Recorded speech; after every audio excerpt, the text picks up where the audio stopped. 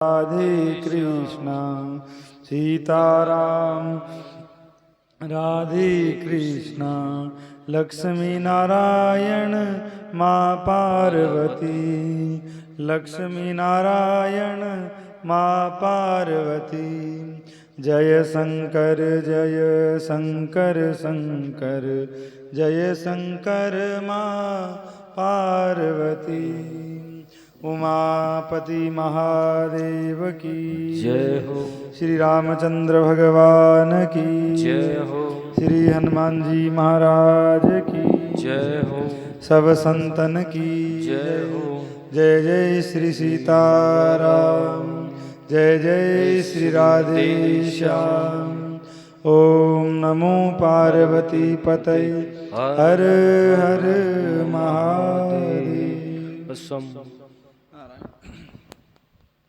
तो भगवान करुणा वरुणाल्य पौगंड्र सार सर्वस्व उमावती चरण चारण स्वयंभू परमात्मा भोलेनाथ की सब पर कारुण कृपा है, कृपामयी दृष्टि है।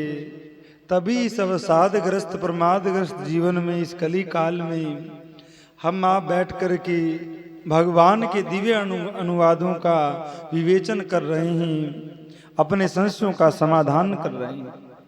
मनुष्य लोग तो कई ऐसे भी हैं तो जीवन भर नहीं जान पाते हैं कि भगवान क्या है। भजन करना चाहिए, कथा सुननी चाहिए, रत्ती भर भी उनका कहीं प्रवेश नहीं हो पाता।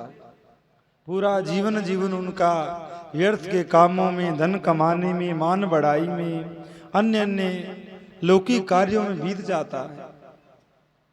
उनके पास धन की कमी नहीं होती है, जनबल की कमी नहीं होती है, अन्य संसार के किसी भी पदार्थ की कमी नहीं होती है, पर उनको सत्संग प्राप्त नहीं होता है। और सब प्राप्त हो गया है, समस्त संसार के भोग, समस्त संसार की सत्ता, सब कुछ उनका प्रभाव है, पर कथा उनके जीवन में नहीं है, सत्संग उनके जीवन में नहीं है। रावण के पास सब कुछ था, किसी चीज की, किसी वस्तु की उसकी कमी नहीं थी। कुबेर को जिसने भगा कर के सोने की लंका का हरण किया हो, यमराज जिसकी काल कोठरी में बंधा हो, शनि को बांध कर उल्टा लटका दिया हो, मरुतगण, अग्निदेव, वायुदेव इत्यादि उसके महल की सेवा करते हो, उसके जीवन में क्या कमी हो सकती है। पर उसके जीवन में सत्संग नहीं था, उसके जीवन में भगवान की कथा नहीं थी, उसकी बुद्धि में भगवान की प्राप्ति का विचार नहीं था, भगवान की तो संशय उनका समाधान नहीं था। तभी 10 लाख पूत 9 लाख नाती और तारा वणगर दिया न पाती। सुधारा और लक्ष्मी पापी के भी होए, संत समागम हरि कथा तुलसी दुर्लभ दोए। धन स्त्री बच्चे सब तो सबके हुआ करते हैं, पर हरि कथा संत समागम भगवान की कथा अति दुर्लभ है। और वो भाग्यशाली जीवों को प्राप्त हुआ करती है जिन पर भगवान शिव, भगवान नारायण विशेष कृपा करते हैं। तभी जाकर के ऐसे आयोजन सफल होते हैं और हम आप बिना किसी विघ्न बाधा के बैठकर सुन पाते हैं। कलिकाल अनेक विघ्न कर देता है, उपद्रव कर देता है, इस कारण से ऐसे कार्यों से वंचित हो जाते हैं। ये सब होते हुए भी हम आप सुन रहे हैं, कह रहे हैं, विशेष कोई बाधा नहीं है, तो ये भगवान की विशेष कृपा जाननी चाहिए। कोई प्रत्यक्ष कोई कृपा का क्या प्रमाण हो। भी हम आप सब कलयुगी प्राणी है, बुद्धि मलिन है, मन मलिन है, हमेशा हमेशा संसार के कार्य में बुद्धि लगी रहने वाली है। उस बुद्धि को भी आज कथा सुनने को मिल रही है, भगवान का नाम मिल रहा है, तो इस कलिकाल में ये सामान्य बात नहीं है,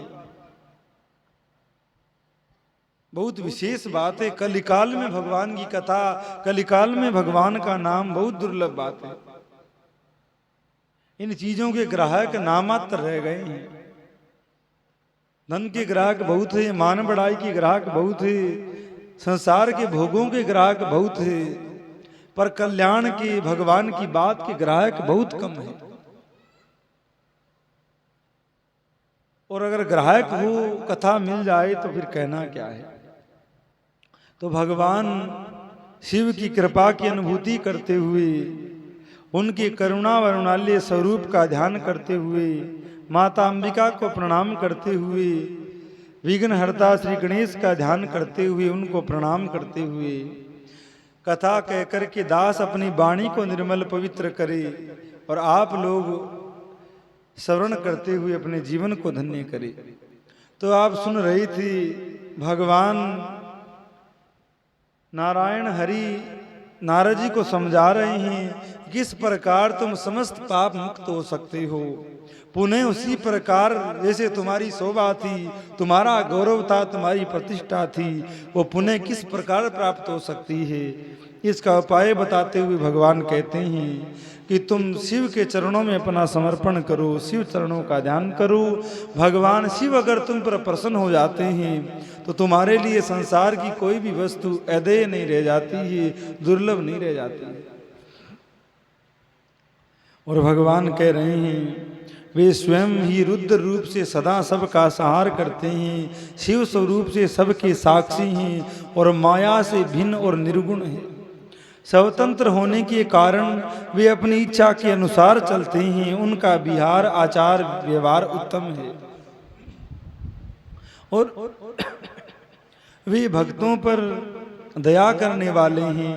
नारद मुनि, मैं तुम्हें एक सुंदर उपाय बताता हूँ जो सुखद समस्त पापों का नाशक और सदा भोग मोक्ष देने वाला है। तुम उसे सुनो। अपने सारे संशयों को त्याग करके तुम भगवान शंकर के यश का गान करो, सदा अनन्य भाव से शिव के सतनाम स्तोत्र का पाठ करो, अर्थात भगवान शिव का यश गाओ और जो भी उनके भगत है, जो उनके मानने वाले चाहने वाले हैं, उनको सुख प्रदान करो। और भगवान के जो सतनाम स्तोत्र है उन नामों का पाठ करो। मुनि, तुम निरंतर उन्हीं की उपासना और उन्हीं का भजन करो, उन्हीं के यश से उन्हीं के यश को सुनो और गाओ तथा प्रतिदिन उन्हीं की पूजा अर्चना करो। तो नारद जी, जो शरीर मन वाणी द्वारा भगवान शंकर की उपासना करता है उसे पंडित या ज्ञानी जानना चाहिए, वह जीवन मुक्त कहलाता है। शिव इस नाम रूपी दावानल से बड़े बड़े पातकों को असंख्य पर्वत अन्यासी भस्म हो जाते हैं। यह सत्य है, यह सत्य है, इसमें संशय नहीं है। भगवान की कोई बात में कोई संशय नहीं हुआ करता है, पर संसारी बुद्धि में भगवान को लेकर के भी हजारों संशय है। अरे और संशय तो बाद की बात है, सबसे बड़ा संशय मनुष्य के जीवन में यही बना हुआ है कि वो है कि नहीं है। सबसे बड़ा संशय यही हमारे दिमाग में बना हुआ है कि ब्राह्मण लोग बड़ी बढ़ा चढ़ा करके उसकी बात करते हैं, बड़ी सुंदर सुंदर कथाएं भी कहते हैं, बड़ा भाव भी बनाते हैं, पर वो है कि नहीं है। पहली बात तो यही शुरुआत होती है, मिला किसका किससे जाए, दर्शन किसका होगा, अपने ज्ञान में वचन हमें कौन सुनाएगा। अरे वो है कि नहीं। विज्ञानी कह रहे हैं कि भगवान नाम की कोई चीज नहीं है, क्योंकि हमने उसको देखा नहीं है, हमारे यंत्रों में वो आया नहीं है। बड़े से बड़ा दूरबीन लगा करके देखा गया, बड़े से बड़ी माइक्रोस्कोप इत्यादि भी सूक्ष्म से सूक्ष्म हो तो हम देख ले, उनके जानने में नहीं आया तो हम कैसे मान लें कि वो होते हैं। तो मनुष्य यही सब भूल करता है कि सबसे पहले यही बात आती है कि वो है कि नहीं है, वो क्योंकि वो किसी ने देखा नहीं है, किसी के ध्यान में नहीं आया है, किसी को प्राप्त नहीं हुआ है। पर जिनको प्राप्त हुआ है वो हमसे कोसों दूर है। भी आपके पड़ोसी को नहीं मिला, आपके सामने वाले को नहीं मिला, आपके बाप दादाओं को नहीं मिला, या आपके कुछ दो चार परिचित है उनको नहीं मिला, तो इसका मतलब ये नहीं कि वो किसी को नहीं मिला।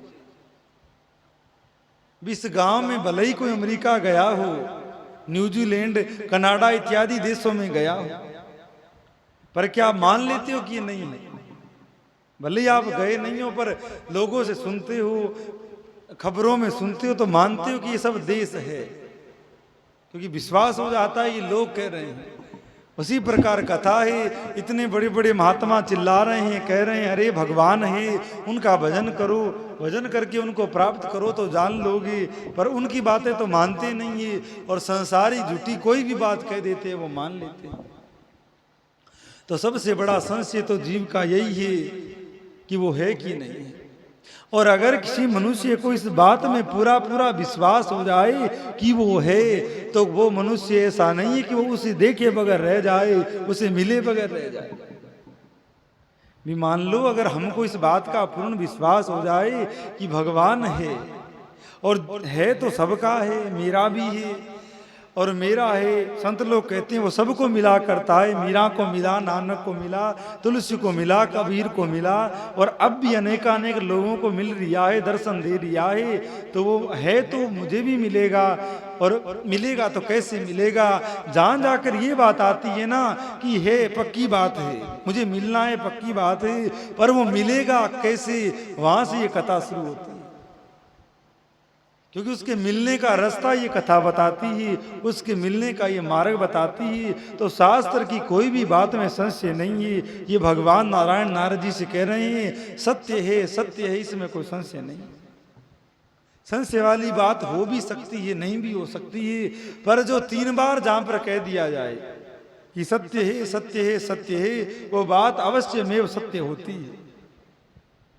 उसको बिना विचार किए मान लेना चाहिए, और मानने में सुख है। मानने की परिभाषा एक दिन बहुत दी थी कि मान लो, मानने से सब होता है। आपने माना है तभी संसार चल रहा है, आप नहीं मानो तो एक दिन आप नहीं निकाल सको। तो भगवान कहते हैं शिव इस नाम रूपी दावानल से बड़े बड़े पातकों के असंख्य पर्वत अन्यासी भस्म हो जाते हैं। यह सत्य है, सत्य है, सत्य है, इसमें संशय नहीं है। जो भगवान शिव के नाम रूपी नौका का आश्रय लेते हैं वे संसार सागर से पार हो जाते हैं। संसार के मूलभूत उनके सारे पाप निसंदेह नष्ट हो जाते हैं। भगवान इस शब्द को बार बार ले आते हैं सामने कि अरे भाई निसंदेह, संशय नहीं है, संशय रहित है, सत्य है। फिर भी मनुष्यों के बात ध्यान में नहीं आती। खाली ये कोई किताब में लिखी बात नहीं है। जो बड़े बड़े महात्मा हिमालय में बैठे हैं, धामों में बैठे हैं, अयोध्या वृंदावन काशी में बैठे हैं, वो अनुभव कर कर के शिव पुराण को साक्षी कर कर कहते हैं कि कहीं संशय नहीं। कितने ही नास्तिक धर्म प्रकट हो गए हैं जो कहते हैं कि ईश्वर नाम की, परमात्मा नाम की कोई वस्तु हुआ ही नहीं करती है। ये तो इन ब्राह्मणों के दिमाग की उपज है जो मंदिर बना लिए, खुद ही मंदिर बनाए, खुद ही चढ़ाते हैं और खुद ही उसको अपने काम में ले लेते हैं। पर अगर उनको पूछा जाए कि तुम अपनी आत्मा से ही बात स्वीकार करते हो क्या, भगवान नहीं है, परमात्मा नहीं है, तो असल में अगर वो माने तो उनका मन भी कहीं डरेगा कि हुआ तो मेरा क्या हाल होगा। कोई व्यक्ति था खूब प्रचार करता खूब प्रचार करता कि भगवान नहीं है, ये सब बंद करो मंदिर जाना, और सब ये कुछ हुआ नहीं करता है, खूब प्रचार करता। पर कभी कभार जब अकेला होता तो 2-4 माला फेर लेते। दुनिया को तो ज्ञान देता कि भगवान नहीं है, भगवान नहीं है, तो अपने ऐसे करते हैं, मंदिर को ये कर देते हैं, वो कर देते हैं, भगवान होगा तो आएगा। दुनिया भर के मंदिर तोड़े जा रहे हैं। मुसलमानों के द्वारा 500 वर्ष पहले भी बहुत सारे मंदिर तोड़े गए। आप लोग सुनते हो इतिहास में, लोग कहते हैं अगर वो होता तो अपना मंदिर बचाने तो आता, अपना घर बचाने तो आता।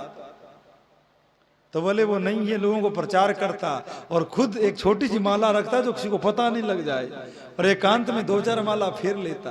किसी ने देख लिया, अरे तुम तो दुनिया को ज्ञान दे रहे हो कि भगवान नहीं है और तुम माला फेरते हो। तो बोले अल्लाह मत कर, इधर आजा, कमरे में आ, तेरे को बताता हूँ। गेट बंद करके कहा कि मैं प्रचार तो करता हूँ, पर मेरे को कभी कभार लगता है कि अगर वो हुआ तो मेरा क्या हाल होगा। अगर वो भगवान हुआ, मैं प्रचार करता हूँ, अरे वो कुछ नहीं है, ना धर्म है ना कर्म है, खाओ पियो मौज करो, कर्ज करके घी पियो, मर गए तो कौन लेने आता है। अब हिंदू धर्म में तो ये कि भाई 1 रुपया भी अगर कर्ज रह गया तो ब्याज सहित वापस देने आना पड़ेगा। और चारवाक कहता है कर्ज करके घी पियो, कौन देखता है, कौन आने वाला है, पीछे मर गए तो सब समाप्त। ऐसा नहीं, वो तो ठीक है, वाने घी का ही कहा। और कई कह देते हैं ये पियो खूब कर्ज करके, कौन आके लेने वाला। तो कहता कि मैं तेरे को बताता हूँ, और को तो मत कहना, मेरी बुद्धि तो कहती है वो नहीं है, क्योंकि मेरी बुद्धि ने उसको देखा नहीं है, ना वो मेरी बुद्धि के अंदर आता है। पर कभी कभार मेरे मन में आती है कि वो हुआ तो मेरे वो क्या हालत होगी। ये भगवान हुआ और मैं कहता हूँ नहीं, ये वो सबका न्याय करता है, मैंने शास्त्र पढ़े हैं, तो वो हुआ तो मेरी क्या हालत होगी। तो मुझे डर लगता है, 2-4 माला घुमा लेता हूँ कि हुआ तो बात बन जाएगी।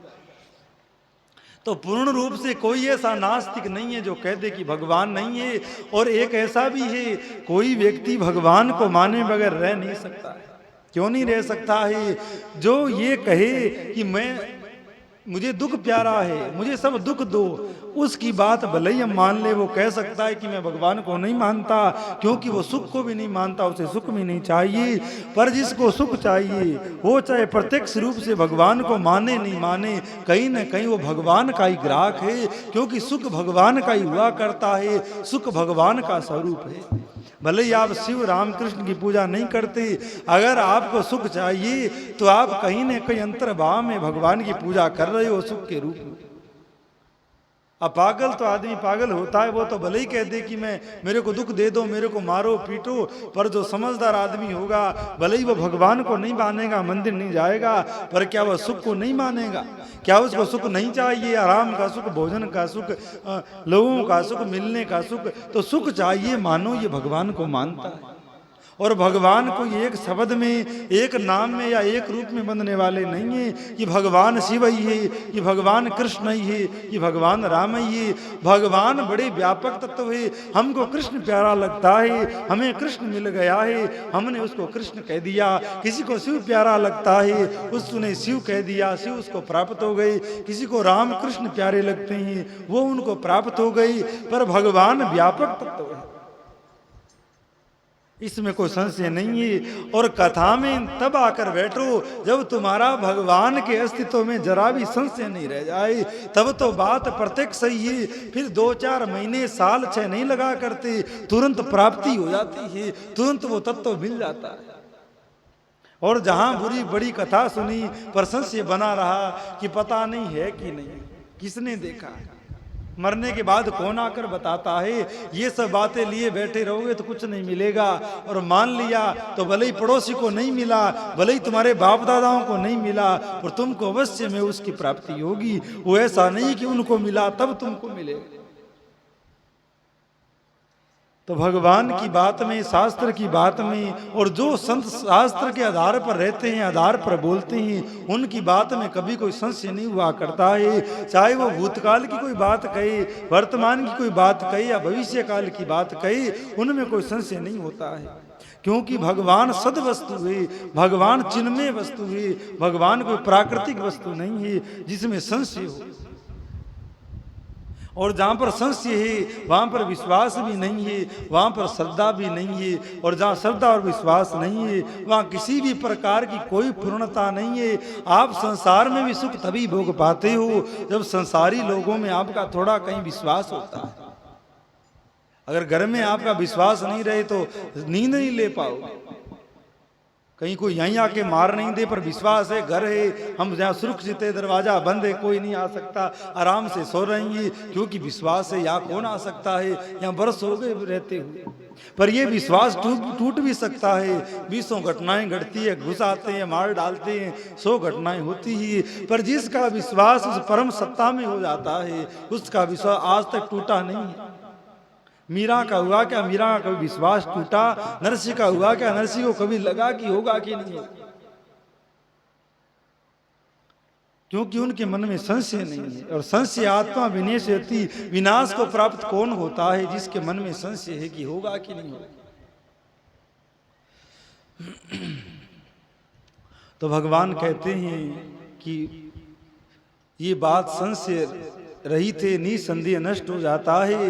महामुनि संसार के मूलभूत जो पातक रूपी वृक्ष है, उनका शिव नाम रूपी कोठार से निश्चय नाश हो जाता है। जो लोग पाप रूपी दावानल से पीड़ित है उन्हें शिव नाम रूपी अमृत का पान करना चाहिए। जिसके जीवन में पाप के कारण अनेकानेक दुख आ गए हैं, रोग आ गए हैं, व्याधि आ गई है, कोई अन्य कोई कारण हो गया है, तो वो शिव नाम का आश्रय लेकर के अपने पाप को धो डाले, अपनी वृत्तियों को शुद्ध कर डाले, तो उसके मन में पाप के कारण वो दुख भी नहीं रहेगा। पाप दावान अग्नि से दग्ध होने वाले प्राणियों को उस शिव नामामृत के बिना शांति मिल नहीं सकती। संपूर्ण वेदों का अवलोकन करके पूर्ववर्ती विद्वानों ने यही निश्चय किया है कि भगवान शिव की पूजा ही उत्कृष्ट साधन, जन्म मरण रूपी संसार बंधन के नाश का उपाय है। आज से यत्न पूर्वक सावधान रहकर विधि विधान के साथ भक्ति भाव से नित्य निरंतर जगदम्बा पार्वती सहित महेश्वर सदाशिव का भजन करो, सदाशिव का नाम लो, नित्य उनका जिस भी प्रकार से पूजन बन जाए। आज से निश्चय लो, मेरा कोई दिन ऐसा व्यर्थ नहीं जाए जिस दिन मैंने शिव की पूजा नहीं करी हो, शिव को जल नहीं चढ़ाया हो, शिव को भोग नहीं लगाया हो, शिव को बिल्व पत्र अर्पित नहीं किया हो। ऐसा दिन मेरे जीवन में खाली एक भी नहीं जाए। ऐसा आज निश्चय करो इस सत्य कथा को सुनकर। ऐसी बात कहाँ मिलेगी आपको जो इतना भगवान की कृपा से हम बोल रहे हैं और आपको बारंबार कह करके विश्वास दिलाते हैं, अरे ये बहुत बड़ी सत्ता है। और ऐसी सत्ता है संसार में, ये भी लोग हुआ करते हैं, किसी के पास धन बहुत है तो वो दयालु नहीं, लखपति है, करोड़पति है। गरीब आदमी आया, मेरे को बेटी की शादी करनी है, कुछ पैसे दीजिए, मेरे को रोग इलाज कराना है, पैसे दीजिए। अब महाराज पैसे तो उसके पास करोड़ों है, पर पैसे बहुत है, पर दयालु नहीं, कृपालु नहीं है। तो क्या होगा, पैसे बहुत होए हमारे क्या काम, दयालु नहीं, हम जाए मांगने दे दो, नहीं देगा, क्योंकि दयालुता नहीं। और कोई आपकी तरह हमारी तरह दयालु तो खूब हो, पास में टका नहीं हो तो क्या दे पाएंगे। भी दया भले ही कर देंगे कि भाई होते तो दे देते, अब कुछ है नहीं तो क्या देवे। किसी के पास है वो दे नहीं सकता है, देने का जिसके पास भाव है उसके पास कुछ है नहीं। पर भगवान दयालु भी है और उनके पास देने के लिए भी बहुत कुछ है। ऐसे दोनों गुण हर कहीं नहीं मिला करते हैं। भगवान सर्व समर्थ हैं, सब कुछ दे भी सकते हैं। अब दे सकते हैं तो हमको क्यों देने लगे, क्योंकि वो दयालु है, कृपालु है। उसकी पूजा करने वाला, उसका नाम लेने वाला, जल चढ़ाने वाले पर वो विशेष कृपा करता है, विशेष अपनी दयालुता उस पर प्रकट करता है।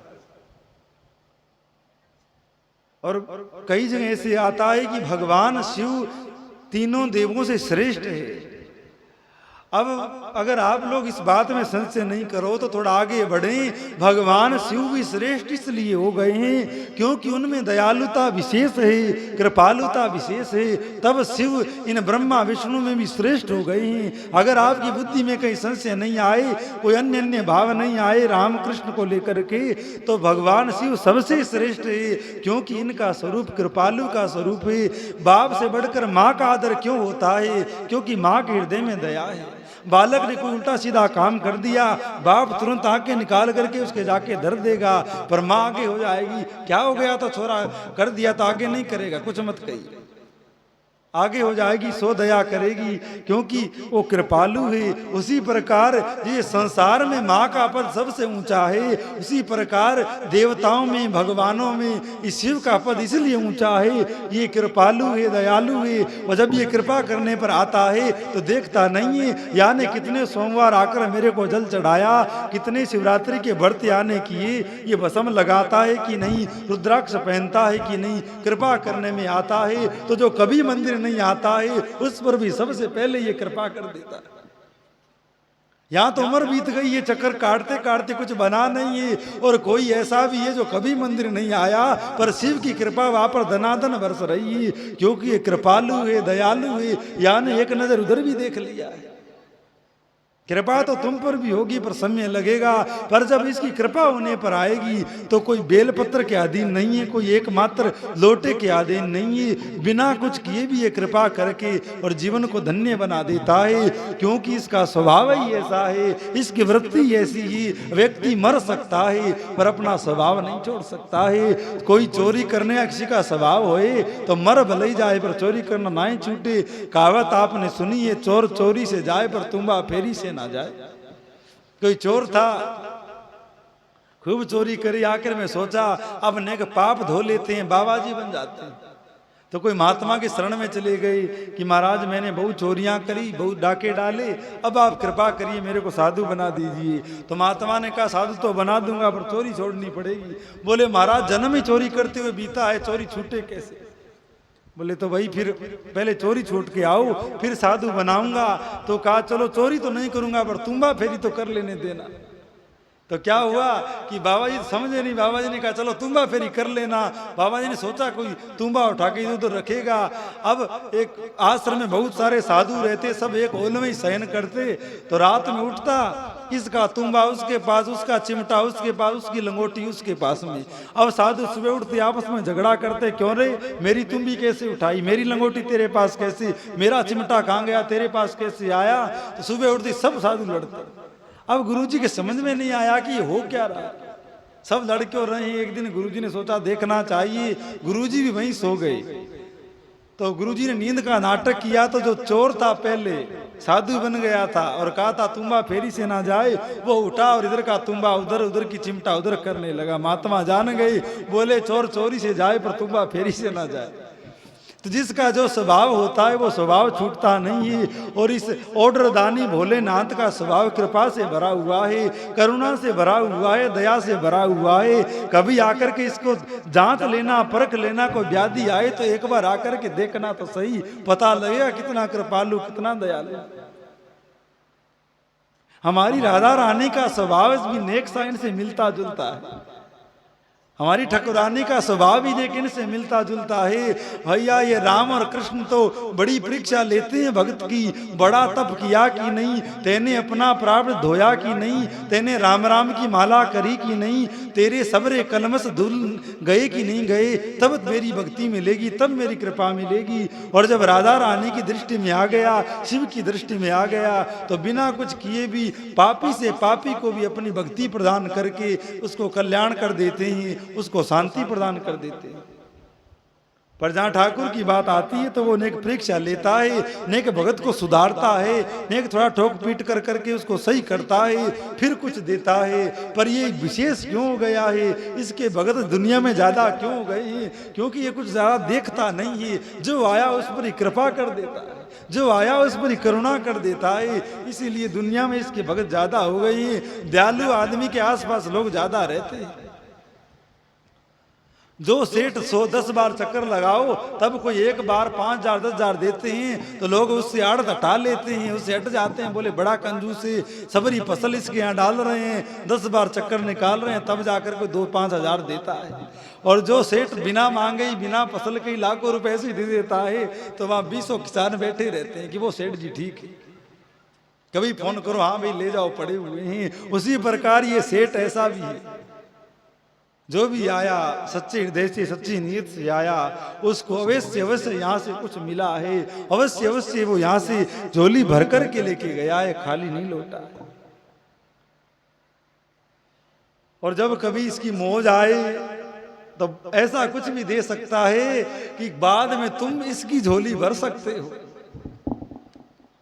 बात समझने वाले समझ आते हैं, ये ऐसा कुछ तुमको दे सकता है कि तुम चाहो तो इसकी झोली भी भर सकते हो, क्योंकि इसकी झोली भी खाली है। ये भी भिक्षा मांगता है काशी के अंदर, अन्नपूर्णा के दरबार में जाकर के भिक्षा दे ही भिक्षा दे ही, ये भी भिक्षा करता है। गोरखनाथ के दर्शन किए होंगे, हाथ में खप्पर लेकर के गोरखनाथ ही भिक्षा करता हुआ डोलता है। पर इसका खप्पर कौन भर सकता है? जिस पर इसी की कृपा से वो खुद पूर्ण हो गया है, वो इसी का खप्पर भर सकता है। जब दिया तो जब पिलाया, जब पिया नहीं, और जन पिया सो पिए को जान लिया, भूला जोगी फिरे दीवाना, वो पानी मुल्तान गया। अर्थात इस भाव को समझते हुए एक प्रसंग सुना देते हैं। कबीर दास जी, रैदास जी रामानंदाचार्य के शिष्य हुए, उसी समय बाबा गोरखनाथ हुए। अब गोरखनाथ जी कौन है, ज्यादा कुछ बताने की आवश्यकता नहीं है, साक्षात शिव के अवतार हैं। शिव ही योग रूप से प्रकट होकर के आए, वही श्री गुरु गोरखनाथ हुए, जिन्होंने नाथ पंथ की परंपरा चलाई, नाथों की उत्पत्ति करी और संसार भर में नाथों के सिद्ध स्थान बनाए। और हमारे तो राज्य के जो मुख्यमंत्री है वो भी नाथ जी महाराज हैं, खूब चकाचक आनंद हो लिया। तो गोरखनाथ जी उस समय प्रकट हुए और नाथ पंथ का प्रचार करते हुए ये पूरे भारतवर्ष का भ्रमण करते, जिस गांव में जाकर बैठ जाते अपने योग बल की बड़ी बड़ी सिद्धियों को प्रकट करके लोगों को आश्रित करते, लोगों को अचंभित करते। लोग कहते बड़ा सिद्ध योगी है, बड़ा चमत्कारी महात्मा है। गांव के गांव उनके चेले होते, कई साधु भी बन जाते। इस तरह नाथ पंथ का प्रचार करते हुए भारतवर्ष के संसार में गोरखनाथ घूमा करते। कभी कभार मन होता सत्संग का तो देखो संतों में भेद नहीं हुआ करता कि ये सन्यासी है, ये गिरी है, ये वैष्णव है, ये नाथ है। जो जिसने संत मत स्वीकार किया, जिसने परम पद स्वीकार किया, वो सब एक हुआ करते हैं।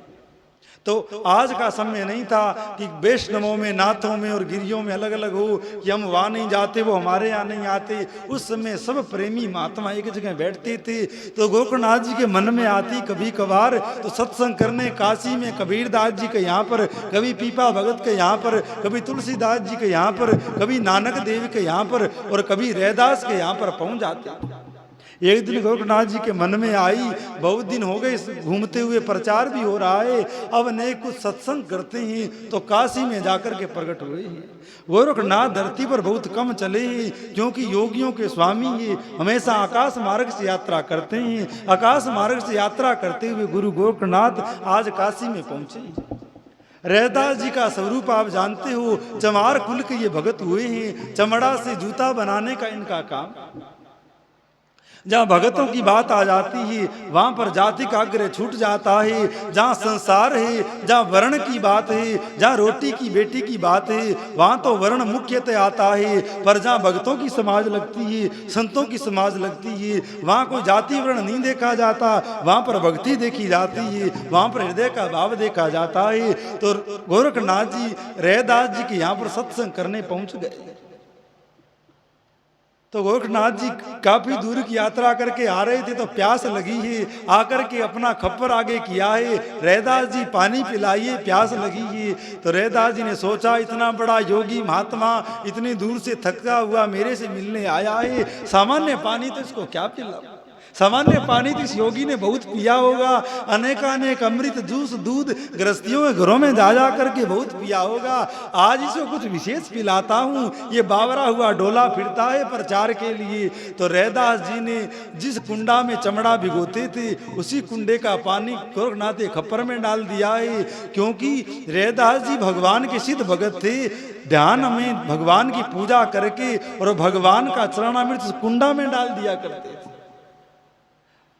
तो कहा इस महात्मा को सीधा पानी क्या पिलाऊं, भगवान का चरणामृत ही पिलाता हूं। तो उस कुंडा में से पानी भर के गोरखनाथ के खप्पर में डाल दिया है। गोरखनाथ के मन में आया कि नेक विचार तो कर लेते कि महात्मा को पिला रहा हूं, इसी में चमड़ा भिगो लेते हैं, यही मेरे को ही पिला रहा है, थोड़ी मर्यादा होनी चाहिए। पर अब सत्संग तो खूब हुआ। गोरखनाथ जी ने वो जल लेकर के खप्पर रख लिया, पास में पिया नहीं और सत्संग करके सोचा अब कबीरदास जी के यहाँ भी चलते हैं, वो भी काशी में ही रहते थे। अब गोरखनाथ जी वहाँ से चलकर कबीरदास जी घर पहुँचे हैं। कहा कि कबीरदास जी प्यास लगी है, पानी पिलाइए। इतने में कबीर की बेटी कमाली आई कि बाबा क्या बात कहते हो, बड़े दिनों के बाद पधारे। बोले बेटी चर्चा बाद में होगी, पानी पिला। तो कहा बाबा आप ये खप्पर में पहले से ही पानी है। बोले ये तू पी जा। वो खप्पर वाला पानी वो कमाली पी गई और खप्पर धो करके वो भी पी गई और शुद्ध जल लाकर गोरखनाथ को दिया है। गोरखनाथ की वो प्यास शांत हुई है। पर जन्म जन्म की जो प्यास है वो भी शांत हो जाती है अगर वो पानी पी जाता। पर यहाँ पर चूक हो गई है, चूक हो जाया करती है। अब गोरखनाथ जी वहां पर खूब सत्संग किया, खूब चर्चा हुई और उसी प्रकार पुनः नाथ पथ का प्रचार करते हुए गोरखनाथ जी अनेकानेक संसार में घूमा करते और अपने पंथ को बढ़ाते घूमते हुए मुल्तान पहुंचे हैं, जो आजकल पाकिस्तान का क्षेत्र है। अब गोरखनाथ जी क्या करते, जिस भी गांव में जाते गांव के बीच में किसी पेड़, किसी पीपल या बड़ के नीचे बैठ जाते और अपनी सिद्धि प्रकट करते। लोग आते, आजकल का टाइम नहीं था। आपका गांव तो बहुत आनंद की बात है, नित्य नित्य अलग अलग घरों में भोजन होता है, बड़ी श्रद्धा पूर्वक लोग भोजन पवाते हैं। पर कई गांव ऐसे हैं कि महात्मा भूखे आ जाते हैं, पूरे गांव के बीच से निकल जाते हैं, कोई पानी तक का नहीं पूछता, कोई भोजन तक का नहीं पूछता।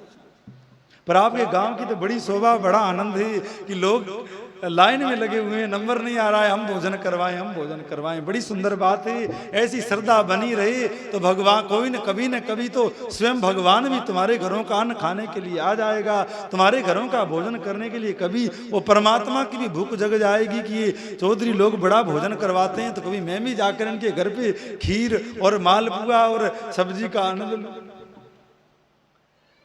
तो गांव में बड़ी श्रद्धा हुआ करती। कबीरदास गोरखनाथ जी जाकर बैठते तो गांव के बड़े लोग आते कि महात्मा जी आप हमारे घर चलकर भोजन करिए। तो गोरखनाथ जी कहते भैया मेरा जो ये खप्पर भर देगा उसके घर का ही भोजन मैं करूंगा। और खप्पर में ऐसी सिद्धि होती कि बोरी बोरी भर भर के लोग अनाज लाते, खप्पर में डालते जाते, खप्पर खाली रहता। लोग महात्मा की सिद्धि को मानते, बड़ी जय जयकार होती। और योगी थे, भूख तो उनको क्या लगती, पर लोग उनके अनुयायी होते, गांव के गांव नाथ पंथ में दीक्षित होते। तो घूमते घामते मुल्तान पहुंचे हैं, गांव वाले आए, बाबा भोजन करो, बाबा कुछ जल पियो, दूध पियो। गोरखनाथ जी ने कहा भाई मेरा नियम है, जो मेरा खप्पर भरेगा उसके घर का दूध छाछ और अन्न खाता। गांव में बड़े संपन्न लोग रहते थे, लाए कोई थाली भर के लाया, कोई बड़ा बर्तन भर के लाया, आखिर में गाड़ियां भर भर के अनाज आया, पर छोटा सा खप्पर भरता ही नहीं है, बोरी की बोरी अंदर जा रही है, खाली पड़ा है। और वहीं एक व्यक्ति चम्मच लेकर के आया, उसमें 2-4 दाने जो के हैं। लोग हंस रहे थे कि देखो ये चम्मच लेके आया है, लोग बोरी लेके आए, गाड़ी भर भर के लाए, खप्पर भरा नहीं, ये चम्मच से भर देगा। उसने जैसे लाकर 4 जो के दाने खप्पर में डाले, खप्पर भर गया, एक बार गिरने लग गए। कबीर गोरखनाथ का माथा घूम गया, अरे इस संसार में ऐसा कौन है जो मेरी सिद्धि फेल करता है। संसार में ऐसा जन्मा नहीं है जो गोरखनाथ की सिद्धि को इधर उधर कर दे। अरे आप लोग जो झाड़े जोर सुनते हो वो सबरे साबर मंत्र उस गोरखनाथ की चला करते हैं, जिनके द्वारा सर्प का विष उतर जाता है, जिसके द्वारा जाड़ दुखती बंद हो जाती है, और भी दुनिया भर के रोग हैं जो उन साबर मंत्रों से ठीक हो जाते हैं, वो सब गोरखनाथ की रचना है, उनका कोई काट नहीं है। तो गोरखनाथ विचार करने लगे, अरे कौन ऐसा योगी सती जती है इसने मेरी सिद्धि को फेल कर दिया। भी खप्पर भरता नहीं था, भरना भी नहीं चाहिए था, पर 4 जो के दानों से खप्पर भर गया, बार भी गिर रहा है। गोरखनाथ जान गए यहाँ कुछ और बात है। जो व्यक्ति लेके आया उसका हाथ पकड़ लिया, कौन है तू, कोई देवता है, कोई सिद्ध है। वो बेचारा कांपने लगा, अरे महाराज जी मैं तो सामान्य इस गांव का कोई तुर्क हूँ, मुसलमान हूँ, मैं कोई भगत नहीं हूँ। अच्छा तो ये जो कहाँ से लाया? बोले मेरी स्त्री ने दिया। चल तेरे घर पे कौन है तेरी स्त्री? आकर के नहीं पहचान पाए कौन है। कहा बेटी तेरे में ऐसी सामर्थ्य कैसे आई जो तैने इन 4 दानों से मेरा खप्पर भर दिया? कहा चाचा जी आपकी कृपा से आई। अरे मेरी कृपा से आई कैसे? बोले चाचा आपने मुझे पहचाना नहीं, मैं कबीर की बेटी कमाली हूँ। अच्छा तो मैंने तेरे को कब मंत्र दिया, जंतर दिया? बोले आपने उस दिन वो खप्पर वाला पानी मुझे दिया था, मैंने जैसे ही पिया मुझे सबरा संसार ब्रह्मांड इड़ा पिंगला का ज्ञान हो गया है। और मैंने सुना कि आप मेरे गांव में आए और भूखे लौटोगे, तो मेरे सहन नहीं हुआ। मैंने सुना था आपने कोई खप्पर भरने की बात कर रखी थी, तो मैंने ये 4 दाने भेजकर आप खप्पर भर दिया। कहा बेटी तेरे में इतनी सिद्धि कैसे आई? बोले आपके जो खप्पर में पानी था वो मैंने पी लिया था। अब गोरखनाथ की आंखें खुली कि अरे अब तो चूक गए, भागे तुरंत वहां से। बोले भोजन तो बाद में करूंगा, तुरंत आकर काशी में उतर गए। रैदास जी बैठे सत्संग कर रहे हैं, और भी और प्रजा बैठी है। आकर के कहा प्यास लगी है पानी दो। रैदास जी समझ गए, बोले जो पिलाया था तो वो पिया नहीं, जो पिलाया था तो वो पिया नहीं, और जिन पिया सो पिए को जान लिया। भूला जोगी फिरे दीवाना, वो पानी मुल्तान गया। अब फिरते रहो, अब डोलते रहो, घूमते रहो, अब वो बात नहीं हो सकती। अब देखिए बात तो शिव की थी, बात तो गोरखनाथ की थी, पर वह कमाली ने वह गोरखनाथ खप्पर भर दिया, तो बात तो सबरी इसकी है, कृपा सब इसकी है। पर कभी तुम्हारे पास भी ऐसी सामर्थ्य आ जाएगी, इसकी भी खाली झोली आप भर सकते हो, इस तरह भर सकते हो।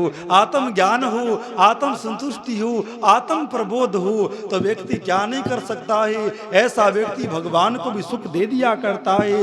गोपियों के पास क्या है, जिनके पीछे ब्रह्म मारा मारा फिरता है, गोपियों के इशारों पर नाचता है। ताच हीर की छोवरिया छचियाबर चाच पे नाच नचावे। अरे जो ब्रह्म कभी शिव के ध्यान में नहीं आया, कभी ब्रह्मा ने उसको नहीं देखा, पेज पलटते पलटते उम्र बीत गई, और वो पूर्ण ब्रह्म परमात्मा महात्मा गोपियों के इशारों पर वृंदावन में नाच रिया है। बात समझ में नहीं आती, क्योंकि इसी शिव के द्वारा उन पर कृपा हो गई और उनको वो मिल गया कि वो शिव ब्रह्म को भी सुख दे रही हैं। जो ब्रह्म पूरे संसार को सुख दिया करता है, पूरे संसार को आनंद दिया करता है, उस ब्रह्म को वो ब्रज की वो बिना अनपढ़ पढ़ी लिखी गाय का गोबर उठाने वाली गोपी सुख दे रही है। क्योंकि उनको वो प्राप्त हो गया था जो शिव की। अब शिव की झोली पहले ही किसी ने कुछ डाल रखा है। आपके घर आए भिक्षा लेने, अरे भाई मैं योगी हूँ, महात्मा हूँ, साधु हूँ, मेरे को भिक्षा दो। तो कोई भिक्षा देने लगे तो साधु कहे रुको रुको, पहले मेरी झोली में कुछ है वो तुम ले लो। तो अपनी झोली वाला सामान तुम्हारी झोली में डाल दे और तुम्हारे पास जो आटा, तुम्हारे पास जो गेहूं अपनी झोली में ले ले। तो जो उसकी झोली में सामान था ना वो कुछ और था। तुमने तो आटा ही दिया, तुमने तो बेलपत्री चढ़ाई, एक लोटा जल ही चढ़ाया, पर उसकी झोली में जो सामान भरा हुआ है ना वो कुछ और है।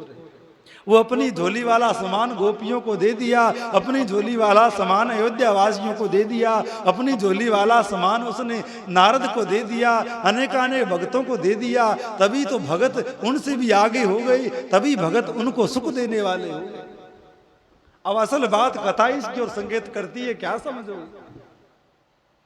इसकी भी झोली हम भर सकते हैं, इतने अमीर हम हो सकते हैं। अब ये दुनिया की झोली भरता है और एक भगत इसकी भी झोली भर देता है।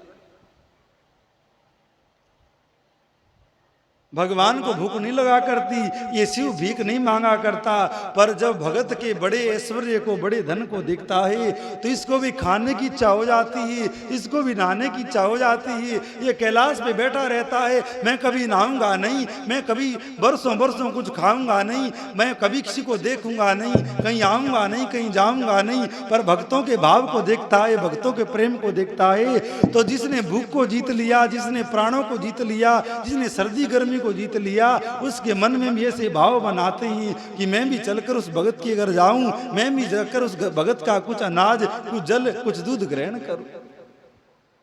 अब कितनी ताकत उस जल में होगी, कितनी ताकत दूध में होगी। जो कैलाश छोड़कर कभी जाता नहीं है वही चल करके भक्तों के घरों में चक्कर लगाता है, भिक्षाम देही भिक्षाम देही। काशी में आज भी शिव भिक्षा मांगा करता है, पर पहचान कोई कोई पाते ही। ध्यान दीजिएगा, भगवान शिव एक बार हर व्यक्ति के घर में साल में आते हैं, भिक्षा लेते हैं। तभी संत लोग कहते हैं कि भिखारियों का नादर नहीं करना, क्या पता किसके रूप में कौन आ जाए। शिव ही आए हूँ, गोरख ही आए हूँ, गोपीचंद भर्तरी आए हूँ, तुमने कहीं अपमान कर दिया तो बहुत बड़ा दोष हो जाएगा। अगर सम्मान हो गया तो तुरंत बात बन गई, तुरंत कृपा हो गई, और अपमान हो गया तो जन्म जन्म उस अपमान से तुम छूट नहीं पाओगे, उस अपराध से मुक्त हो नहीं पाओगे। तो जीवन में बड़ी सावधानी रखिए। जीवन में ये शिव बड़ा कृपालु है, बड़ा दयालु है, इसमें कोई संशय नहीं है, कोई किसी बात का छुपाव और दुराव नहीं है। आप दास की मन की गहराई की बात को समझिएगा। इतना कुछ कह रहे हैं, इन बातों में कुछ तो दम आपको दिखता होगा, कुछ तो सार दिखता होगा, कुछ मर्यादा होती है। सब बातें खुल करके नहीं कही जाती, सब कुछ बात ऐसे नहीं दिखा दी जाती, ये देख लो ये देख लो। कुछ बातें इशारों से ही समझाई जाती है, और जो बात के जानकार हैं, बात के पार की है, वो इशारे में समझ आते हैं कि महाराज के मन की वेदना क्या है, वो क्या कहना चाह रहे हैं। ये बात शब्दों से नहीं कहने वाली है, इशारों में कहने वाली है। बहुत सारी बात होती है जो आंखों के इशारों से, हाथों के इशारों से कही जाती है।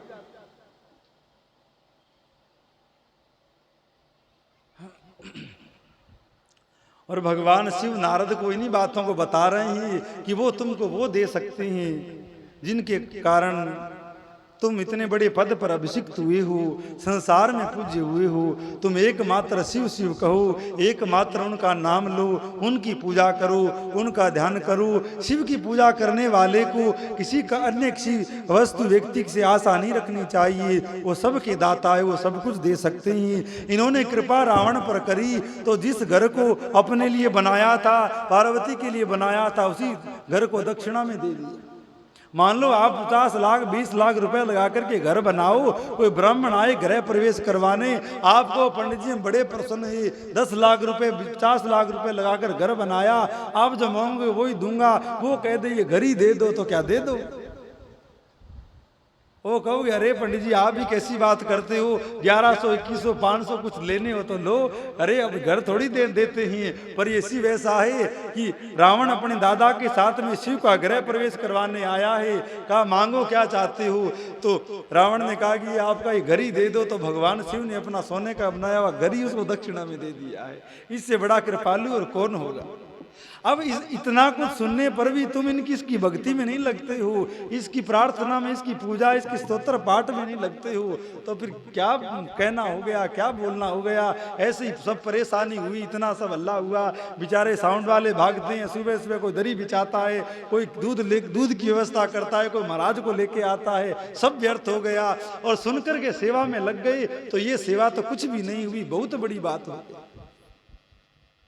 अन्यथा 15 दिन तक खोटी भये बोले महाराज आ जाता, इधर से वो साउंड वाला, इधर से अध्यक्ष जी आ जाते और 2-4 ले आते, तो खोटी भये क्या मिला तुमको। और वहीं अगर बातें सुन करके शिव की पूजा में लग गई, मन में रत्ती पर भी आ गया कि अब हमको उसकी भक्ति करनी है, अब उसकी पूजा करनी है, तो ये सब करना सार्थक हो गया। अन्यथा रोज गए, चाय पी ली, रोज गए, प्रसाद ले लिया, रोज गए, आरती कर ली, अलग अलग जोड़े आए, आरती घुमा दी, क्या हुआ बोले परेशान हुए, थक गए, दिन भर बैठे रहते थे, कथा चली थी, अब तो आराम करेंगे। और वहीं कोई बात समझ में आ गई, बात लग गई, तो फिर जीवन धन्य हो गया। तुमने इतना कुछ प्राप्त कर लिया, एक जन्म क्या जन्म जन्म की साध पूरी हो गई।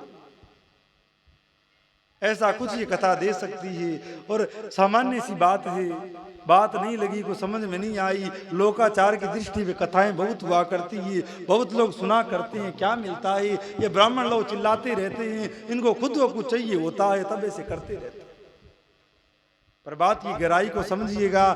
ठाकुर जी की कृपा, भगवान शिव की विशेष कृपा हम पर आप पर हुई ही, जो श्रावण जैसे पुरुषोत्तम मास में बैठ करके हम ये लाभ ले रहे हैं, ऐसी उपयोगी बातें सुन रहे हैं। आपको बताएं, हम खुद बाद में कथा 10-10 बार अपने खुद की कथा कहीं सुन लेते हैं जाकर के। क्यों? क्योंकि हम खुद आश्चर्य में होते हैं कि ये बात हम कैसे भूल गए, ये बात हम कैसे भूल गए, हमारे भी ध्यान में नहीं आई। तो भगवान की कृपा से ऐसी बातें निकला करती है जो विशेष सुख, विशेष आनंद और श्रद्धा विश्वास से भरी होती है। तो आप लोग भी इन बातों को विशेष रूप से ग्रहण करो। और हमारी भी बात नहीं मानो तो कोई बात नहीं, साक्षात नारायण हरि विष्णु कह रहे हैं नारद जी को कि इन बातों में कोई संशय नहीं है। तुम सब संशयों का त्याग करके शिव के पूजन में लग जाओ, शिव की भक्ति में लग जाओ। पर एक बात का ध्यान रखना, इसको भोला भी नहीं समझना। एक हाथ से आशीर्वाद भी देता है ना, तो एक हाथ में त्रिशूल भी रखता है। एक हाथ में माला आके दिख रही है तो त्रिशूल और भूत प्रेत सब आके संग में रहते हैं। तो लोग कहते हैं महाराज भोला है, कैसे करो, कुछ ही करो। तो ये ऐसी पोल नहीं चलती। बड़ी विधि से आओ, बड़ी मर्यादा से आओ, सब नियमों का पालन करो तो खूब कृपा होगी। अन्यथा इसका दिमाग घूम गया, भांग ज्यादा पी हो तो त्रिशूल लेकर के भी कई बार भाग पड़ते हैं।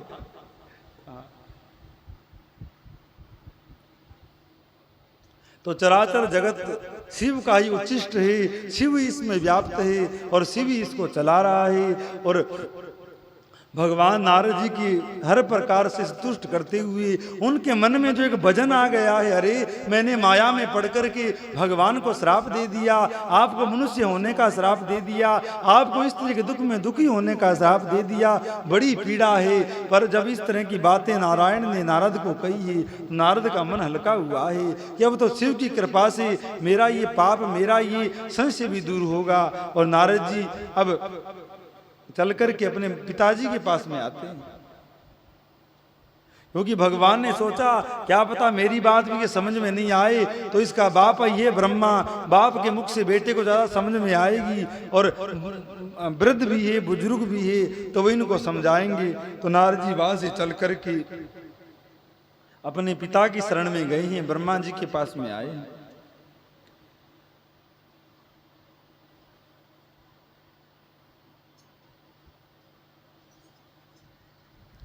अपने हृदय में भगवान शिव की उज्जवल चरणारविंदों की स्थापना करके पहले शिव के तीर्थों में विचरो।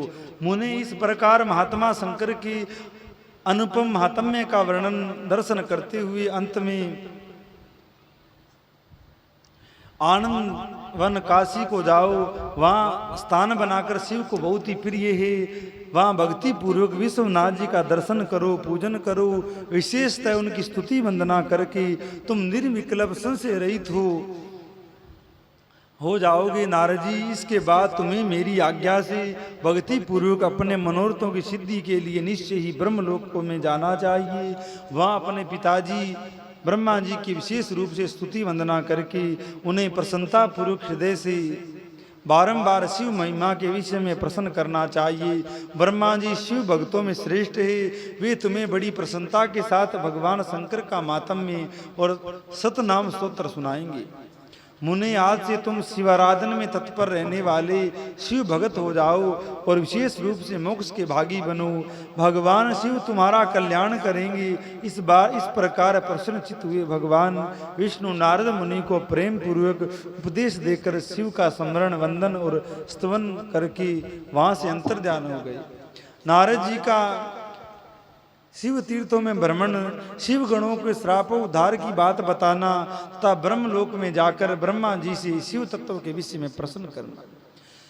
सूत जी कहते हैं, महर्षियों, भगवान श्री हरि के अंतर्जान हो जाने पर मुनि श्रेष्ठ नारद शिवलिंग का भक्ति पूर्वक दर्शन करते हुए पृथ्वी पर विचरने लगे। ब्राह्मणों, भूमंडल पर घूम फिरकर उन्होंने भोग और मोक्ष देने वाले बहुत से शिवलिंगों का प्रेम पूर्वक दर्शन किया। तो जब भी जीवन में अवसर मिले, बार बार जाओ तो कहना क्या है, अन्यथा जीवन भर में एक बार भगवान शिव के जो 12 ज्योतिर्लिंग है उनका दर्शन अवश्य करना चाहिए और उन शिवलिंगों पर अवश्य जल चढ़ाना चाहिए।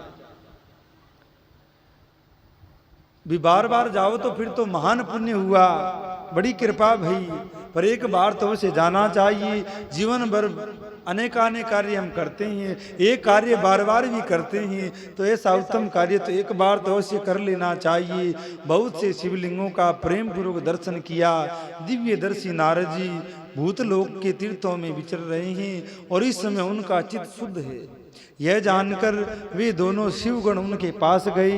वे उनके दिए हुए श्राप से उद्धार की इच्छा कर वहां गए हैं। उन्होंने आदर पूर्वक मुनि को दोनों पैर पकड़ प्रणाम करके शीघ्र ही इस प्रकार कहा है।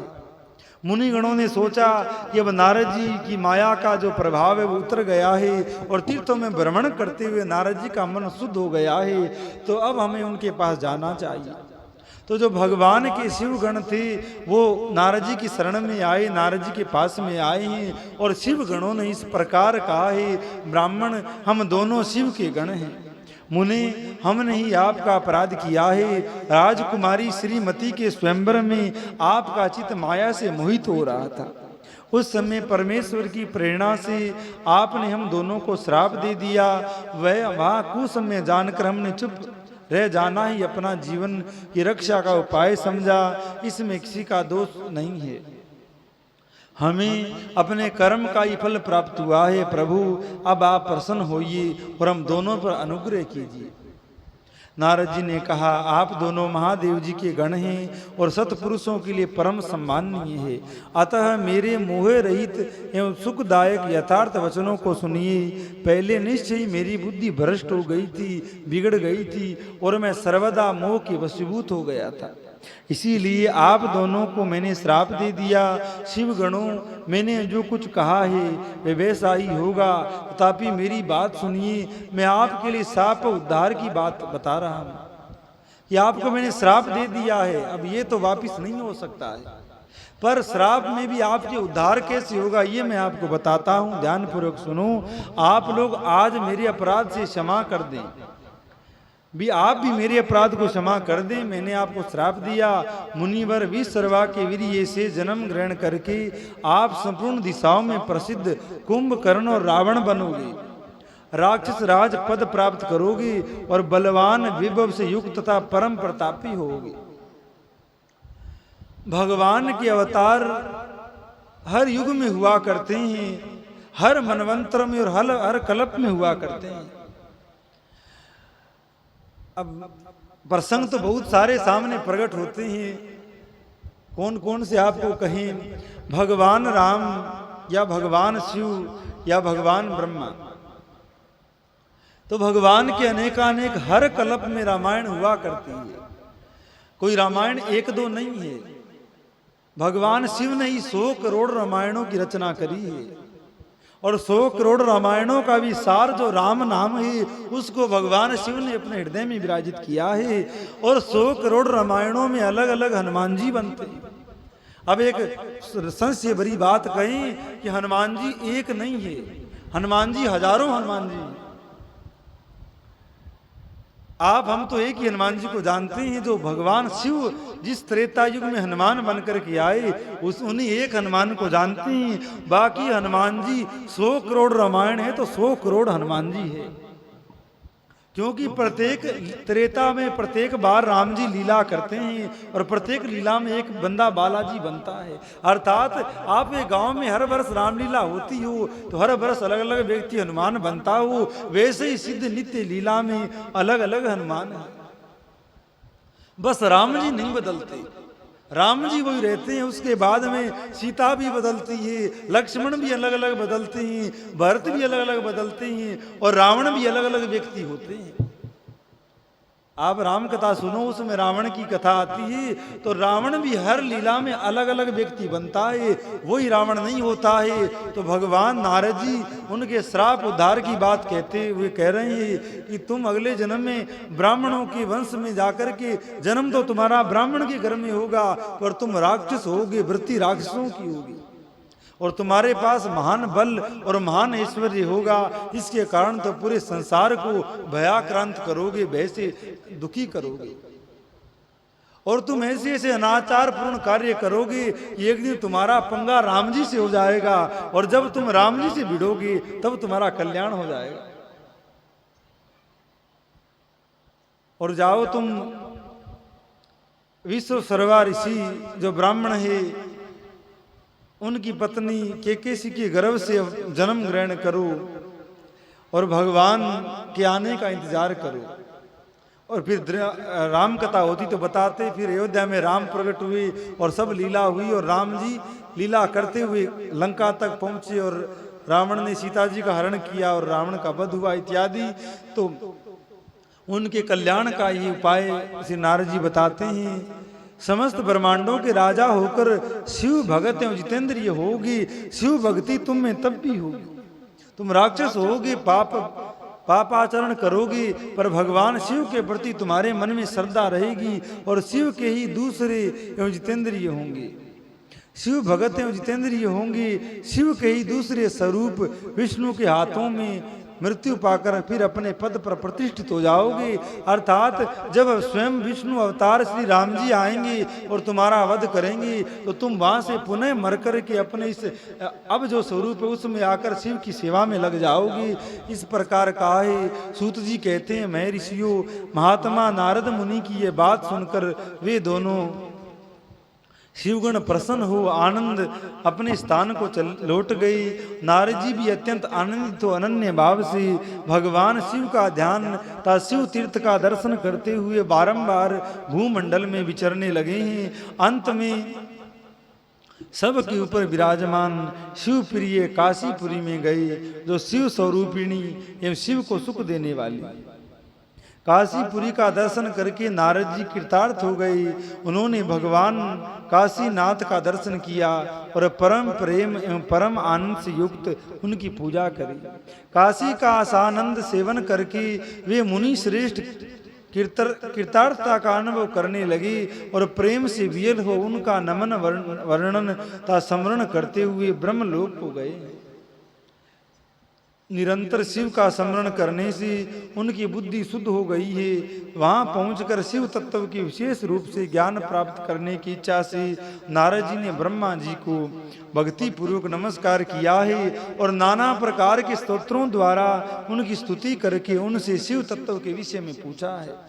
उस समय नारद जी का हृदय भगवान शंकर के प्रति भक्ति भाव से परिपूर्ण था। नारद बोले, ब्राह्मण परब्रह्म परमात्मा के स्वरूप जानने वाले पितामह जगतपति जगत प्रभु, आपकी कृपा प्रसाद से मैंने भगवान विष्णु के उत्तम महात्म्य का पूर्णतः ज्ञान प्राप्त किया है। नारद जी कह रहे हैं कि भगवान नारायण का महात्म्य तो मैंने प्राप्त किया है, मैं उनके महात्म्य को जानता हूँ। भक्ति मार्ग, ज्ञान मार्ग, अत्यंत दुस्तर तपो मार्ग, दान मार्ग तथा तीर्थ मार्ग का भी वर्णन सुना है, परंतु शिव तत्व का ज्ञान मुझे अभी तक नहीं हुआ है। मैं भगवान शंकर की पूजा विधि को भी जानना चाहता हूँ। अतः प्रभु आप कर्म से इन विषयों को तथा भगवान शिव के विविध चरित्रों को तथा उनके स्वरूप तत्व, प्राकट्य, विवाहे, गृहस्थ धर्म सब मुझे बताइए। निष्पाप पितामह, ये सब बातें तथा और भी जो आवश्यक बातें हो उन सब का आपको वर्णन करना चाहिए। प्रजानाथ, शिव और शिवा के आविर्भाव एवं विवाह का प्रसंग विशेष रूप से कहिए तथा कार्तिकेय के जन्म की कथा भी मुझे सुनाइए। प्रभु, पहले बहुत लोगों ने मैंने ये बातें सुनी है किंतु तृप्त नहीं हो सका हूँ, अर्थात मुझे पूर्ण ज्ञान प्राप्त नहीं हुआ है। आप इसलिए आपकी शरण में आया हूँ, आप मुझ पर कृपा कीजिए। अपने पुत्र नारद की ये बात सुनकर लोक पितामह ब्रह्मा वह इस प्रकार बोले। महाप्रलय काल में केवल सद्ब्रह्म की सत्ता का प्रतिपादन, उस निर्गुण निराकार ब्रह्म से ईश्वर मूर्ति सदाशिव का प्राकट्य, सदाशिव द्वारा स्वरूप भूता शक्ति अंबिका का प्रकटीकरण तथा दोनों के द्वारा उत्तम क्षेत्र काशी का आनंदवन का प्रादुर्भाव, शिव के वामांग में से परम पुरुष विष्णु का आविर्भाव तथा उनके सकाश से प्राकृतिक तत्वों की क्रमशः उत्पत्ति का वर्णन। कभी तो भगवान नारायण ब्रह्मा जी को प्रकट करते हैं कमल से, और वो कमल ही अपने नेत्र के बीच से भगवान शिव को प्रकट करते हैं, और कहीं पर भगवान शिव ही अपने अंग से श्री नारायण और ब्रह्मा को प्रकट करते हैं।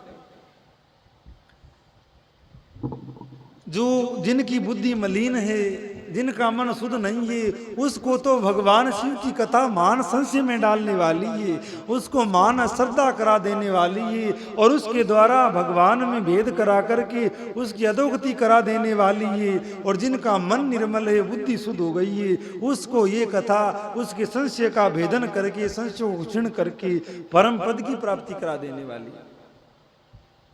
दोनों काम ही कथा करती है। जिनकी बुद्धि शुद्ध नहीं है, कथा ध्यान से सुनते नहीं है, विशेष मनन चिंतन विवेक नहीं है, उसको तो कथा बड़ी संशय में डाल देती है कि शिव को बड़ा समझे कि नारायण को बड़ा समझे। अब रामायण भागवत सुनने बैठो तो भगवान नारायण प्रकट होते हैं, उनकी नाभि से कमल निकलता है, और कमल के अंदर ब्रह्मा जी प्रकट होते हैं, और ब्रह्मा जी के दोनों नेत्रों के बीच से रुद्र प्रकट होते हैं, भगवान शिव प्रकट होते हैं। तो यहां पर तो भगवान नारायण शिव के दादा हो गए। और जहां शिव पुराण की चर्चा हम कर रहे हैं, यहां वर्णन आएगा आगे कि भगवान शिव के ही 3 रूप बने हैं, जिनमें एक ब्रह्मा बने हैं, एक विष्णु बने हैं, और एक स्वतः भगवान शिव है। तो जिनकी बुद्धि निर्मल है, वो तो दोनों को समान रूप से देख करके, देखो बुद्धि शुद्ध किसकी है, या तो जिसने योग्य गुरु के चरणों में बैठकर कथा सुनी है, या जिसने चारों वेद, समस्त शास्त्र और समस्त पुराणों का सांगोपांग अध्ययन किया है, वो बात को समझा है। ध्यान दीजिए, अगर आप शिव पुराण ही रोज रोज सुनेंगे तो आपके मन में आएगा, अरे सबसे बड़े भगवान तो शिव ही है, ये रामकृष्ण ये तो ऐसा ही है, ये तो छोटे देवता है, इनकी क्या पूजा करना, मैं तो शिव की भक्ति करूंगा। कहीं आपने बारंबार रामायण भागवत या अन्य ग्रंथ सुने तो आपके मन में आएगा, ये शिव जी काय के भगवान है। जब देखो तब कैलाश में बैठे रहते हैं, काम धंधा कोई है नहीं, और भस्म लगा करके और सांपों के बीच में पड़े रहते हैं। राम जी अच्छे हैं, ठाकुर जी अच्छे हैं, जो चकाचक स्नान करते हैं, गहने गाटे मुकुट धारण करते हैं, पीली धोती पहनते हैं, बड़ा सुंदर इनका रूप है। और वहीं किसी योग्य के चरणों में बैठोगे तो भागवत सुनो, चाहे रामायण सुनो, चाहे शिव पुराण सुनो, वो आपके मस्तिष्क में संशय नहीं आने देगा कि कौन बड़ा है कौन छोटा है। लेकिन साधारण लोग बार बार एक एक चर्चा सुन करके उसी को श्रेष्ठ माना करते, और ये संशय ही व्यक्ति को पूर्ण प्राप्ति नहीं होने देता है, उसकी गति में संशय बाधक बनता है।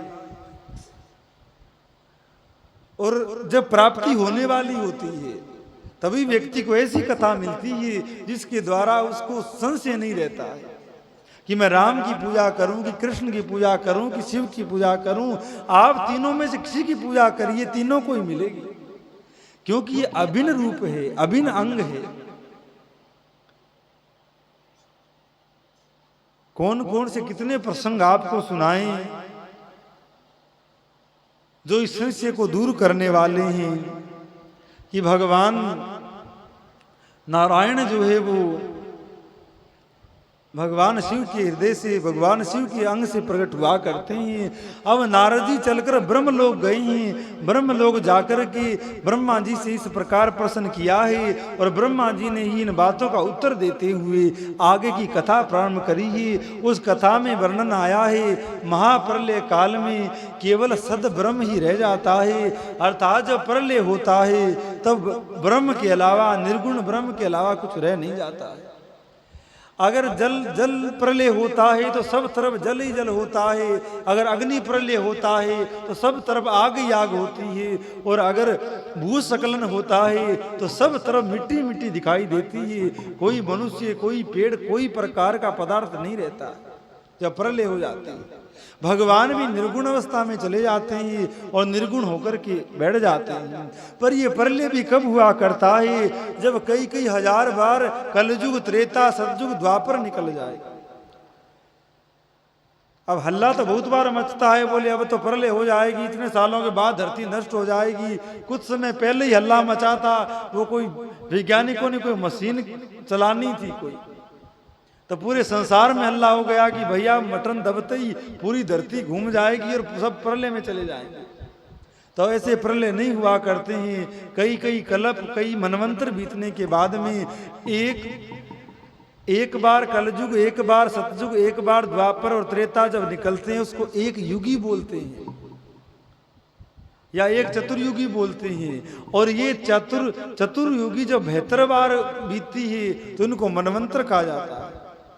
72 बार कलयुग आया, 72 बार सतयुग आया, 72 बार ही त्रेता द्वापर आया, इसको मनवंतर कहा जाता है। फिर कल्प कहा जाता है। इससे आगे आगे संख्या बढ़ती जाती है, तब कहीं जाकर के प्रलय होता है। और प्रलय के बाद अभी जैसे कलयुग चल रहा है, कलयुग की आयु 4,32,000 है। अब 5,000 कुछ वर्ष बीते हैं। अब कलयुग के बाद क्या प्रलय होगी? प्रलय नहीं होगी। इसके बाद पुनः सतयुग आ जाएगा, फिर दोबारा नई प्रजा होगी, नई सृष्टि होगी, सब कुछ नया बनेगा और धरती यही रहेगी, सब समान यही रहेगा, पर प्रजा का भाव बदलेगा। जिससे कलयुगी प्रजा सतयुग में बदल जाएगी, सबका भाव निर्मल होगा, सतयुग प्रकट हो जाएगा। फिर पुनः त्रेता आएगा, फिर पुनः द्वापर आएगा और फिर पुनः आगे चल करके फिर दोबारा कलयुग आएगा। जो प्रलय वाली बात है वो बहुत समय के बाद में आनी है, नहीं कि अभी आनी है। और संत लोग कहते हैं अब ये शरीर आपको मिला है, ये शरीर रहते रहते कुछ बात बन गई तो ठीक है, अन्यथा ये जन्म तो आप मर गए, अगला जन्म दोबारा ले लिया तो ना ये कथा मिलेगी, ना संत मिलेंगे, ना ऐसी भावना होगी या मंदिर जाएं कि बैठे। आप विचार खुद ही कर लीजिए, आपके गांव में कितने लोग हैं, आपके आस पड़ोस में कितने लोग हैं, वो आए नहीं है। क्यों नहीं आए हैं? कलयुग का प्रभाव है। अभी इतना प्रभाव है कि गांव के पूरे लोग भी आकर कथा में नहीं बैठ पा रहे हैं, तो धीरे धीरे हम भी उनमें शामिल होते जाएंगे। एक जन्म बीतेगा, दो जन्म बीतेंगे, तो बुद्धि इतनी जड़ हो जाएगी कि कथा, कीर्तन, भगवान, संत, इन सब में सार नहीं लगेगा। सार अब भी नहीं लगता, सार अब भी अपने को लगता नहीं है। सार लगता तो बात बन जाता, पर हम आपके बुद्धि में थोड़ा बहुत सार है तभी आकर बैठे हैं, अन्यथा और लोग नहीं आए, उनको सब ये व्यर्थ लगता है कि इनके काम नहीं है तो आकर के बैठ गए। पर धीरे धीरे समय बीतेगा, सबकी बुद्धि ऐसी हो जाएगी कि ये सब डपोसला लगेगा, नाटक लगेगा, झूठी बातें लगेगी। इन भगवान की बातों में विश्वास अब ही नहीं होता है, तो 1-2 जन्म बीतने के बाद तो भयंकर कलयुग आ जाएगा।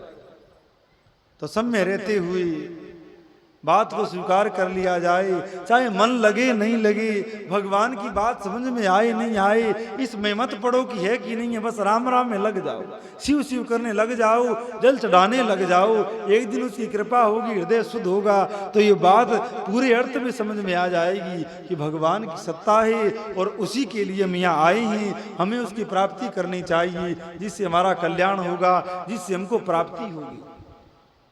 जिस कार्य के लिए हम आए थे उस कार्य का विशेष पता लगेगा कि आए थे किस लिए और कर क्या रहे हैं, किस बात में मन लगाना था, का मन लगा लिए, क्या प्राप्त करना था, क्या प्राप्त कर लिए। अब आगे कल प्राप्त करेंगे, आज जितना प्राप्त हो गया उतना बहुत है। अब ठाकुर जी हमारे गुरु भगवान कहते कि भैया इतना ही खाना चाहिए जितना पच जाए। अब हमको लगता है कि अब आपके पचने से बाहर चल रही है बात, तो यही विश्राम करते हैं। आज जितना सुनाया उतना पचा लीजिए, अगर आज वाला भी पच गया तो बात बन जाएगी। तो कीर्तन करते हुए श्री राम जय राम जय जय राम, श्री राम जय राम जय जय राम, श्री राम जय राम जय जय राम, श्री राम जय राम जय जय राम। आप सब लोग साथ में कीर्तन करिए। देखो कथा से भी बड़ा कीर्तन का प्रभाव है। कथा सुनकर ज्ञान होगा, ज्ञान होगा तो क्या करोगे, कीर्तन ही तो करोगे। तो खूब जोर से नाम लीजिए भगवान का। कीर्तन शुरू होती सभी अपने अपने स्थान पे खड़े हो जाया करें और नाम संकीर्तन करते हुए पता चले। कीर्तन से भगवान शिव विशेष प्रसन्न होते हैं, बालाजी विशेष प्रसन्न होते हैं। तो खूब जोर से नाम साथ में लीजिए। श्री राम जय जय राम, श्री राम जय राम जय जय राम, श्री राम जय जय राम, श्री राम जय जय राम, श्री राम जय जय राम, श्री राम जय जय राम, श्री राम जय जय राम, श्री राम जय जय राम, श्री राम जय जय राम, श्री राम जय जय राम। हम श्री राम जय जय राम, श्री राम जय जय राम, सीताराम जय सीताराम, गौरी शंकर सीताराम, श्री राम जय जय राम, सीताराम जय सीताराम, गौरी शंकर सीताराम, गौरी शंकर सीताराम, श्री राम जय जय राम, श्री राम जय जय राम, श्री राम जय जय राम, श्री राम जय जय राम, श्री राम